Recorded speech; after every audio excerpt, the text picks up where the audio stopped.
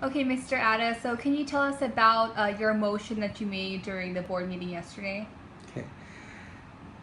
Following the executive session, which lasted for the second day for 5 hours, uh, the legal counsel gave us the different options to choose from. Uh, Anywhere from bring him back to terminate. He gave us all the parameters within. He never advised us do this. He did not. What he did was he gave us strictly the parameters of what we can go by. The motion that I made was to bring the superintendent back with conditions. And what I meant by conditions was there were questions we wanted answered. He may be able to answer them. He may not be able. Maybe he had no part of it. I don't know. But we cannot. I felt that I did not want to become the attorney, the jury, and the judge, all serving at one time. I'm there to listen to what is presented, and the report was very thorough.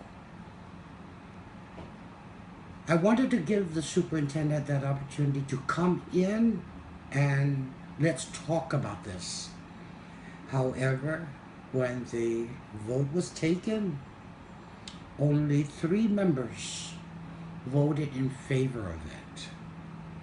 Then another board member made a motion to terminate the contract of the superintendent, his employment. The vote again was the same, 6-3. That was it. So can you kind of explain a little bit further the conditions that you mentioned? You wanted to bring the superintendent back with conditions. Well, there were quite a few questions that were in the report that we kind of were, not the word doubt, but we wanted clarification. Did this really happen? Were you made aware? In my opinion, and I say my opinion, in some cases, all of us, including me, were equally guilty to Title IX. Okay, Title IX has to do with sexual harassment or bullying, all those. From the very first time a person hears it, they must report it. It is not a question whether, let's wait and see whether it was true or not. No. The question is, or the instructions under Title IX is, report it and investigate it. Okay, were you surprised at the outcome of yesterday's meeting? Most certainly. But I respect the decision of my colleagues. They'll have to answer that. Each of them will have to answer, all 8 others.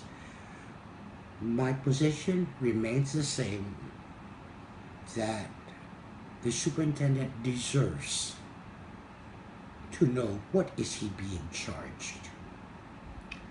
Okay, and the board members agreed not to discuss anything in executive session with anyone outside It of the was board. agreed from the very beginning that the content of the report was not to be revealed to anyone. It was only for our eyes and reading material, reading information, but not to be. Then somehow it was brought out that someone may have had a copy of the report. That still has not been confirmed, but all 9 board members on Monday, no, excuse me, on the first night of the meeting were asked, did they leak it out? I was questioned by one of the media, and during the course of my conversation, as it went on and on, the conversation, I started noticing, whoa, this person knows a little bit too much about the content of this report. How that happened, I don't know. Can you say who that someone No. is? Because we still don't know. We don't know who did it. Okay, is there anything else you'd like to add? Sorry?